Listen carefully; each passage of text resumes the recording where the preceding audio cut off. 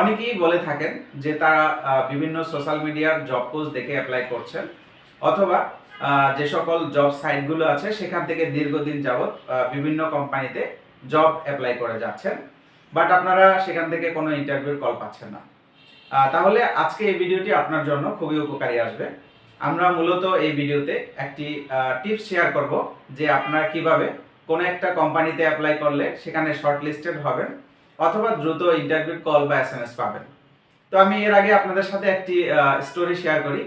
গতকালকে আমার ইউনিভার্সিটির এক ছোট ভাই আমাকে কল দিল, দিয়ে বলছে, ভাই আমি তো অনেকদিন যাবৎ জবলেস আছি, আমার একটা জব ম্যানেজ করে দেন। তখন আমি তার কাছ থেকে শুনলাম সে মূলত কোথায় কোথায় চাকরি করেছে। তারপর হচ্ছে তার সিভিটি আমাকে হোয়াটসঅ্যাপে পাঠাতে বললাম। তখন সে বলল, আমার সিভিটা তো এই লাস্ট 2টা জব আপডেট করা নেই। তখন আমি তাকে বললাম যে আপনার সিভি যদি আপডেট না থাকে তাহলে তো আপনাকে কোনো কোম্পানি হায়ার করতে চাইবে না, আপনাকে শর্ট লিস্টেড করবে না বা ইন্টারভিউর জন্য ডাকবে না।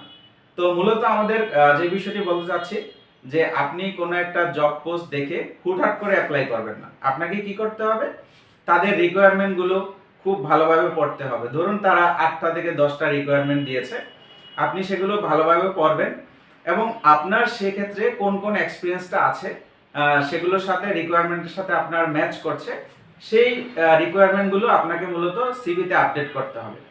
দেন যদি আপনি অ্যাপ্লাই করেন অবশ্যই আপনি শর্ট লিস্টেড হবেন এবং আপনাকে তারা ইন্টারভিউর জন্য কল করবে। তাহলে মূলত আপনাদের যদি এরকম সমস্যা থেকে থাকে যে আপনারা দীর্ঘদিন যাবত অ্যাপ্লাই করার পরেও জবের জন্য শর্ট লিস্টেড হচ্ছেন না বা ইন্টারভিউ কল পাচ্ছেন না, এক্ষেত্রে এই সমস্যাটি সমাধান করার জন্য স্ক্রিনে দেওয়া নাম্বারে আমাদের সাথে যোগাযোগ করতে পারেন। আমরা আপনাদেরকে যথাসাধ্য সহযোগিতা করার চেষ্টা করব। আর আমাদের ভিডিওটি কেমন লেগেছে সেই বিষয়টি আপনারা অবশ্যই কমেন্টসে জানাবেন, অথবা আপনাদের ফোন নাম্বারগুলো যদি আমাদেরকে কমেন্টস বক্সে জানান তাহলে আমরা আপনাদেরকে কল করব।